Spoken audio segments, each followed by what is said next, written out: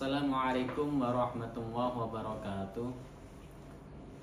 Perkenalkan, nama saya Muhammad Abdul Manan, Magister Pendidikan Islam. Saya salah satu dosen Universitas Ibrahimi Situbondo, tepatnya di Fakultas Tarbiyah di Prodi Pendidikan Agama Islam. Saya di sini diberi amanat untuk mengampu mata kuliah pengembangan kurikulum pendidikan agama Islam, yang mana mata kuliah ini dengan bobot 4 SKS dan diajarkan pada semester 3. Mata kuliah ini dari CPL kemudian CPMK yang dititipkan adalah pertama, menjelaskan tentang konsep mata kuliah pengembangan kurikulum. Kemudian menjelaskan tentang konsep dasar pengembangan kurikulum. Kemudian menjelaskan kurikulum sebagai sistem. Kemudian prinsip pengembangan kurikulum. Yang kelima, menjelaskan tentang landasan atau asas pengembangan kurikulum. Yang keenam, menjelaskan organisasi atau desain kurikulum. Yang ketujuh, menjelaskan model pengembangan kurikulum. Yang kedelapan, menjelaskan model kurikulum. Yang kesembilan, menjelaskan filsafat kurikulum. Yang kesepuluh, menjelaskan evaluasi kurikulum. Yang ke-11 menjelaskan tentang perangkat pembelajaran. Yang ke-12 menjelaskan kebijakan kurikulum nasional. Yang ke-13 menjelaskan pengembangan silabus. Yang ke-14 mengembangkan RPP atau modul. Mata kuliah ini menggunakan teknik DAI atau Delivery Interaction Assessment, yang mana kita pada waktu mengajar itu melakukan model ceramah, kemudian diskusi kelompok, kemudian presentasi. Bobot penilaian atau komponen penilaian yang pertama adalah tugas mandiri. Tugas mandiri ini persentasenya adalah 30%, dan kemudian tugas kelompok 30%, UTS 20%, UAS 20%, dan totalnya adalah 100%. Demikian perkenalan kami. Kami kemudian akan mempraktekkan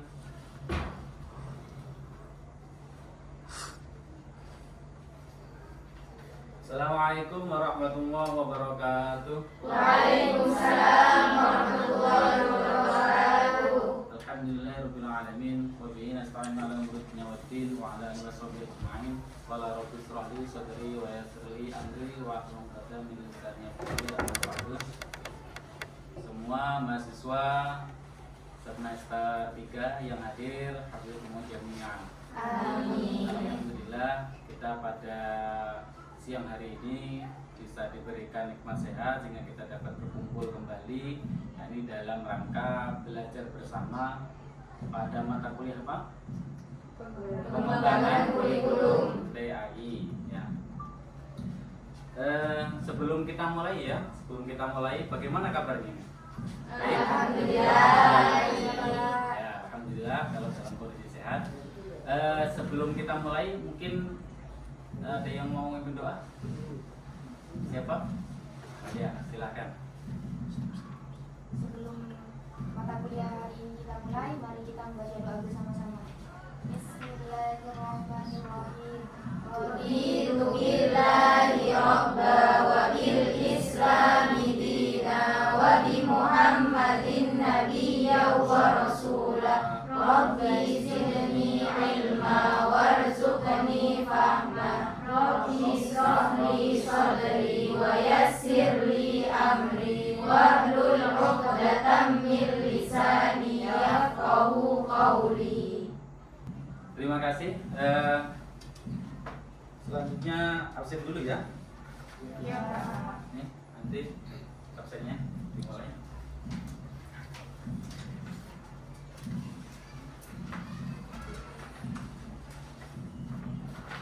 hari ini kita nanti akan belajar materi tentang komponen-komponen kurikulum. Jadi kemarin kita pertemuan pertama, pertemuan kedua sudah membahas tentang konsep atau pengertian kurikulum. Atau siapa yang masih ingat materi kemarin? Oh, Pak. Ya, silakan. Kurikulum ialah seperangkat rencana dan Ya. pengaturan yang mengenai tujuan, isi dan bahan pelajaran serta cara yang digunakan sebagai pedoman penyelenggaraan untuk mencapai tujuan pendidikan tertentu. Ya, bagus sekali ya. Betul. Jadi kurikulum adalah sebuah rencana, seperangkat rencana, bukan seperangkat alat sholat ya, tapi seperangkat rencana yang direncanakan. Di dalamnya ada apa? Ada tujuan, isi, dan ada bahan isi, pelajaran. ada bahan pelajaran yang dijadikan pedoman untuk mencapai tujuan pendidikan tertentu. Jadi ada tertentunya, karena itu sudah diputuskan bersama itu untuk dicapai tertentu. Kalau di lembaga nanti begitu. Nah, kita sekarang akan masuk kepada materi tentang komponen-komponen kurikulum. Ya. Ini sebenarnya komponen-komponen kurikulum ini itu juga sudah ada di pengertian kurikulum tadi itu. Nah, ini nanti kalian akan diharapkan memahami tentang landasan-landasan komponen-komponen pengembangan kurikulum. Yang kedua, nanti kalian diharapkan mampu mengidentifikasi komponen-komponen pengembangan kurikulum. Yang ketiga, kalian diharapkan mampu menganalisis ya, ini menganalisis komponen-komponen pengembangan kurikulum yang dijadikan dasar untuk membuat penyusunan perangkat pembelajarannya. Tiga ini nanti kalian harus kuasai. Berikutnya, kurikulum itu kemarin juga pengertiannya adalah sebagai apa? Sistem. Ya, sebagai sistem. Nah, sebagai sistem itu bagaimana? Nih. Yang memiliki komponen. Ya, yang sistem itu tidak bisa lepas satu dengan lainnya. Jadi sebuah sistem itu satu dengan yang tidak bisa lepas.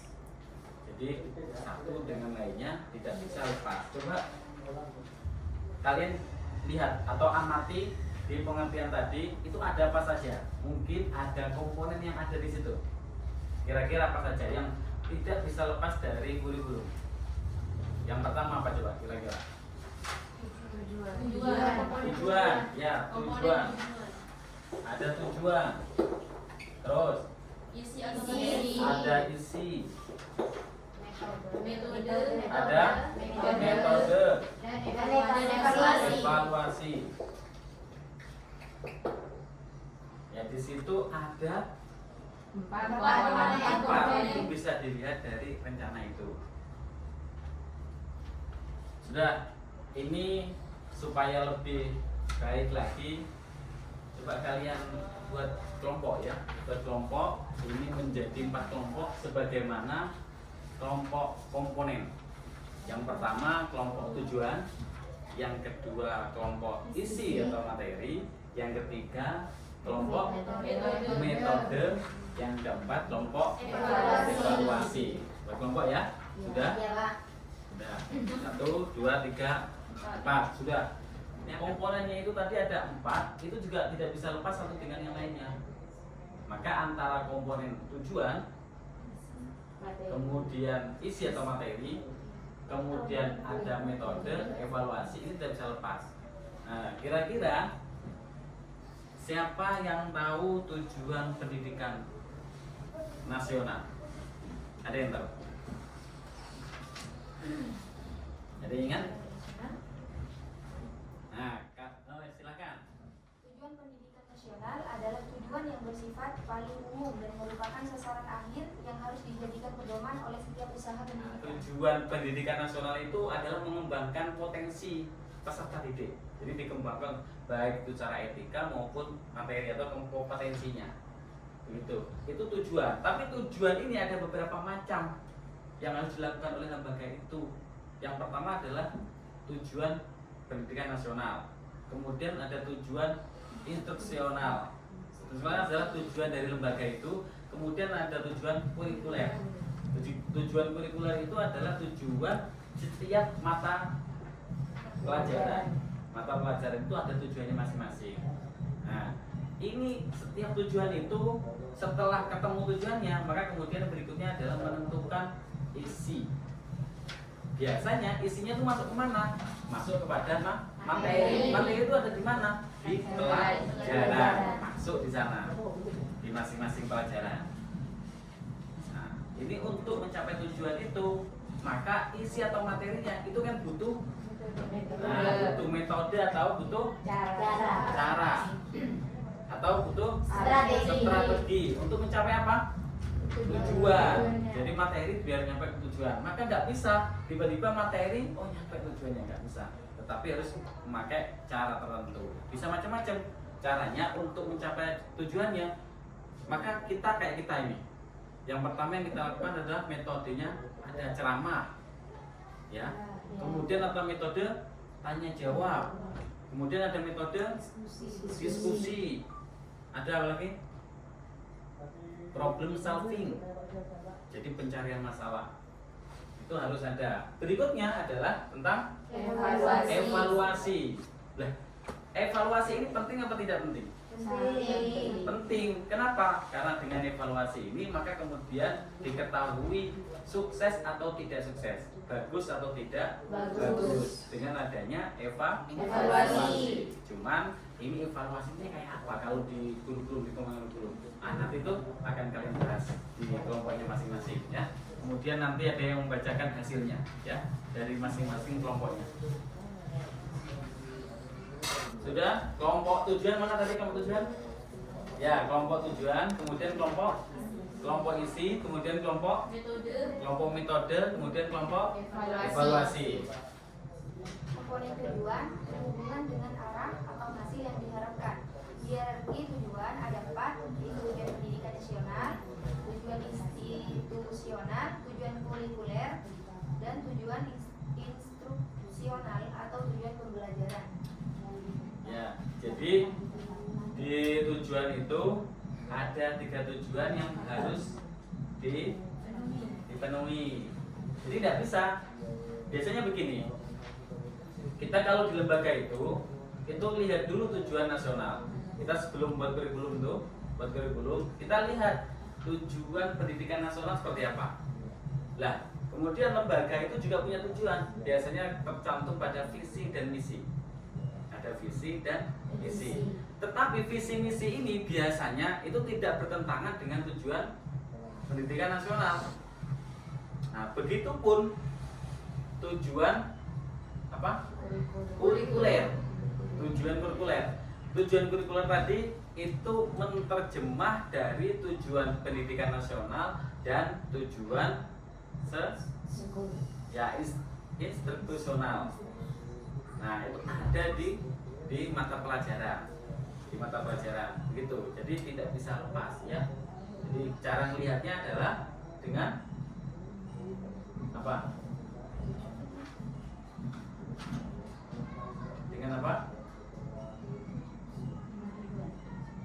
Dengan melihat secara keseluruhan komponen kemampuan yang ada di lembaga itu. Kamu menentukan tujuan itu melihat bagaimana kondisi di lembaganya kamu. Jangan mulu-mulu tinggi, nanti nggak tercapai. Lihat dulu kondisinya. Oh, seperti ini. Nah, disesuaikan. Begitu, ya. Ini bagus. Kelompok tujuan kasih aplaus. Berikutnya kelompok isi. Ayo silakan kelompok isi atau materi. Ya, di sini isi atau materi yaitu isi kurikulum menyangkut semua aspek baik yang berhubungan dengan pengetahuan atau materi pelajaran yang biasanya tergambarkan pada isi setiap mata pelajaran yang diberikan maupun aktivitas dan kegiatan siswa. Jadi isi itu yang ada hubungannya secara langsung dengan kegiatan-kegiatan siswa. Kenapa? Ketika mau nyusun kurikulum itu dilihat dulu bagaimana kemampuan siswa. Nggak boleh. Itu kalau dulu. Tapi kalau sekarang itu harus melihat cara mengembangkan kurikulum itu lihat bagaimana kemampuan peserta didik, bagaimana kondisinya pengguna. Pengguna itu masyarakat menggunakan lembaganya itu dilihat dulu. Nah, itu disesuaikan. Berikutnya, kelompok berikutnya. Metode. Ya, kelompok metode. Strategi atau metode. Yaitu strategi pembelajaran itu merupakan rencana tindakan atau rangkaian kegiatan termasuk penggunaan metode itu sendiri dan pemanfaatan sebagai sumber daya kekuatan dalam belajar. Strategi tersebut juga meliputi rencana, metode dan perangkat kegiatan yang direncanakan untuk mencapai tujuan tersebut.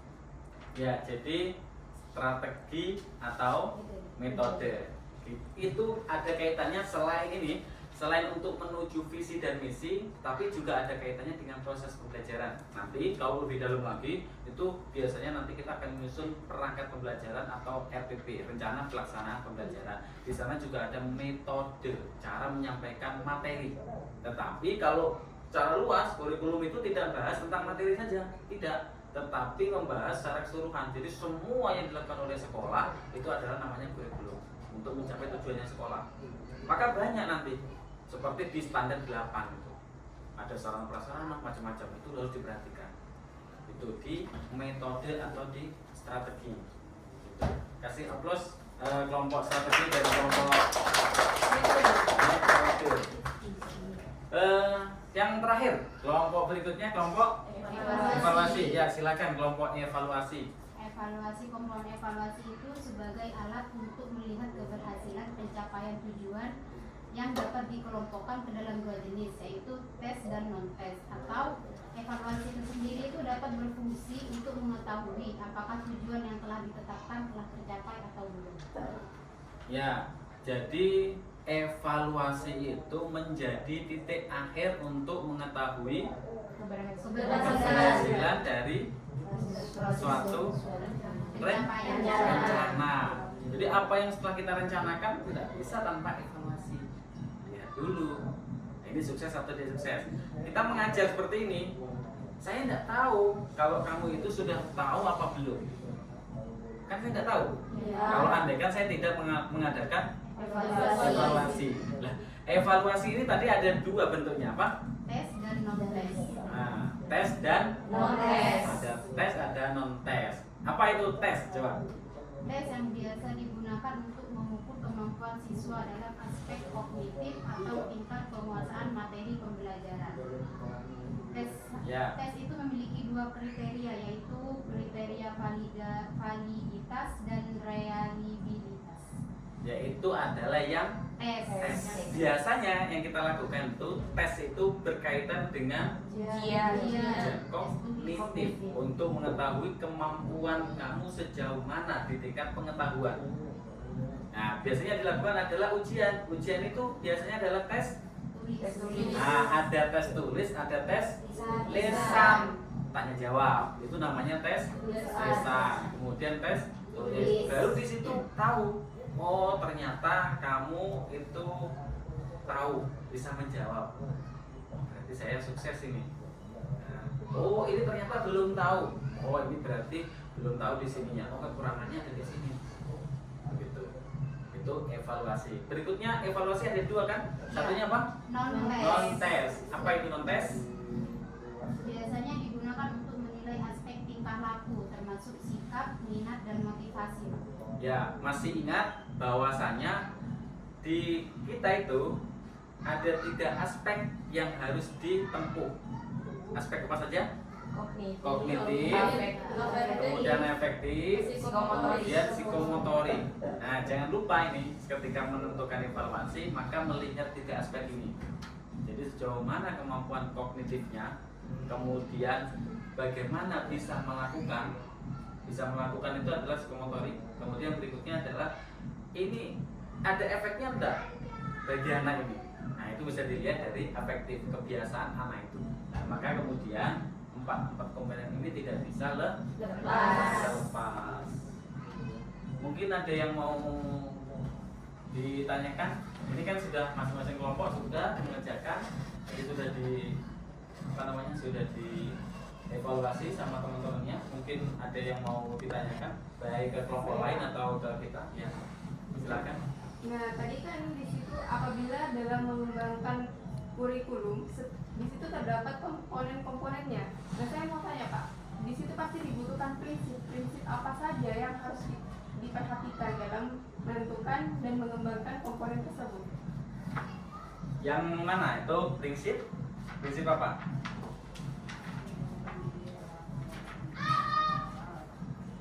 Yang saya tanyakan prinsip seperti apa Pak?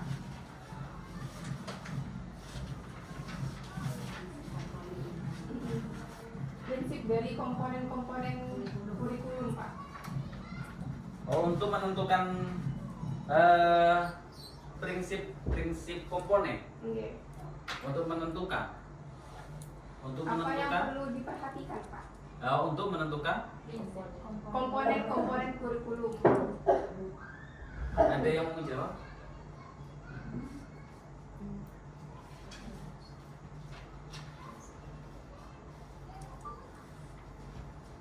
Nah, kalau apa yang perlu diperhatikan untuk menentukan komponen-komponen ini, maka yang perlu diperhatikan adalah yang pertama, lihat dulu kondisi siswanya.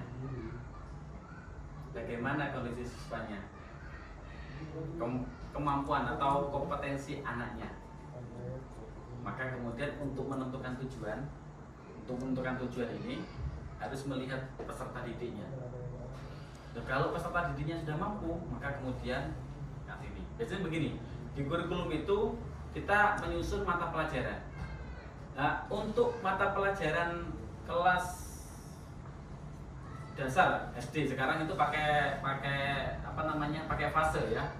Maka itu dilihat dulu anak mampu menguasai materi. Oh, ini untuk anak SD. Oh, ini untuk anak SMP. Itu dilihat dari kemampuan peserta didik untuk tujuannya. Dan seterusnya termasuk evaluasi, termasuk metodenya. Metodenya juga begitu. Kalau di SD kemudian anak ini suruh diskusi atau mencari permasalahan sendiri, ya sulit. Karena nalarnya belum nyampe. Tetapi kalau sudah tingkatan kelas 12 soalnya, maka kemudian bisa dipakai itu. Maka metodenya harus menyesuaikan dengan itu. Begitupun dengan evaluasinya. Nah, tapi isi materi udah jelas materinya. Jadi kalau tentang pengertian, sholat saja di sana. Tapi kalau tentang maknanya, ini jangan di SD. Nah, begitu. Begitupun evaluasinya. Ya. Itu. Terima kasih. Ada lagi yang mau bertanya? Saya Pak. Ya, silakan.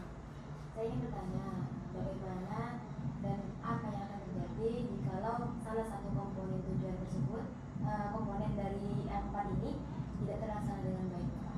Apa itu akan berpengaruh terhadap proses dari kemajuan suatu lembaga? Ya, bagus sekali.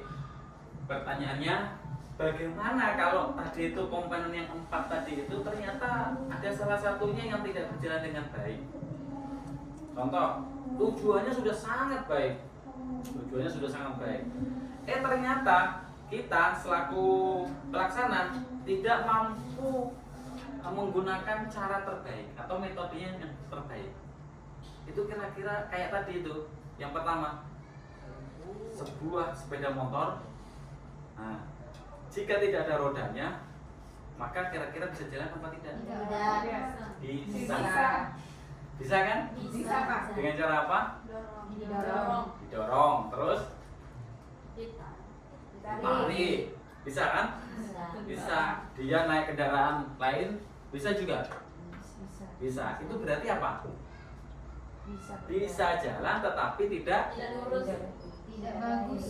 bagus atau tidak maksimal. Hasilnya pasti ya kurang bagus. Begitu. Tetapi kalau ini sudah full, nah, tujuannya bagus, kemudian apa? Isi atau materinya juga bagus. Nah, menentukan metodenya atau strateginya itu tepat sesuai dengan tujuan itu. Maka kemudian coba lihat evaluasinya bagaimana. biasanya evaluasinya juga Bagus. bagus. Nggak mungkin nggak bagus. Kalau tujuannya sudah bagus, materinya bagus, metodenya sesuai, tepat, maka biasanya hasilnya juga bagus. Tetapi sebaliknya kan, jika salah satu tidak baik, biasanya juga hasilnya kurang baik. Seperti itu ya. Ya, Pak. Mungkin masih ada lagi? Ya, silakan. Ini dulu. Ya. Di sini saya ingin menanyakan mengenai komponen strategi atau metode. Apa sih perbedaan antara strategi dengan metode? Ya. Mungkin ada yang mau menjawab sebelum kita jawab. Apa perbedaan dari strategi dan metode? Ya, silakan. Mungkin kalau strategi itu perencanaan, kalau metode itu alat untuk mencapai suatu strategi itu sendiri. Ya. Jadi bisa dipahami? Betul? Ya. Jadi strategi itu adalah rencana.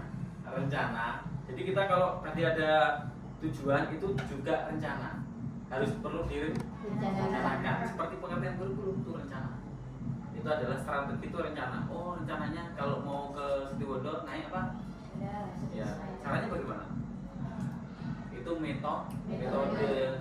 Bisa naik sepeda, bisa pakai bis, dan sebagainya. Nah, itu namanya metodenya. Begitupun kalau pelajaran ada strateginya. Strateginya pakai apa? Nanti kalian akan tahu. Itu ada PBL, Problem Based Learning. Mencari masalah pelajaran. Kemudian pakai metodenya. Metodenya pakai apa? Oh, metodenya adalah dengan cara diskusi atau ceramah. Karena dia setelah menemukan itu masalah-masalah tadi itu, cara menyampaikannya adalah dengan cara diskusi dan kemudian adalah ceramah. Itu caranya menjadi diskusi. Begitu ya. Sudah mungkin ya? Mungkin cukup ya? Cukup. Kita akan lanjut ke pertemuan minggu depan. Tapi sebelum saya lanjut, saya mau sedikit evaluasi ya dari tadi yang saya sampaikan. Ada berapa komponen di dalam kurikulum? 4. Ada? 4 apa saja? Komponen tujuan, komponen misi, komponen dan komponen evaluasi. Bagaimana cara menentukan? Pertanyaan tadi itu, bagaimana cara menentukan komponen tujuan? Melihat kondisi. Salah satunya begitu ya. Sudah, terima kasih. Kita akhiri ya. Siapa yang mau membaca doa? Saya, Pak. Ya, silakan. Baik, kita akhiri perkuliahan pada sore hari ini dengan membaca surat Al-Asr 1 kali. Bismillahirrahmanirrahim. Wal 'ashri innal insana lafi khusr illa alladziina aamanu wa 'amilus shalihati wa tawassaw bil haqqi wa tawassaw bis sabr. Terima kasih. Kita minggu depan akan ketemu kembali dengan materi yang keempat. Nah, materi yang keempat sudah kita sebar kemarin dengan kriteria-kriteria lainnya. Itu landasan-landasan pengembangan kurikulum ya. Bisa dibuka dulu, bisa dicari-cari dulu. Besok kita ketemu langsung bisa diskusi. Begitu ya. Terima kasih. Kurang lebihnya mohon maaf. Akhirul kalam. Assalamualaikum warahmatullahi wabarakatuh.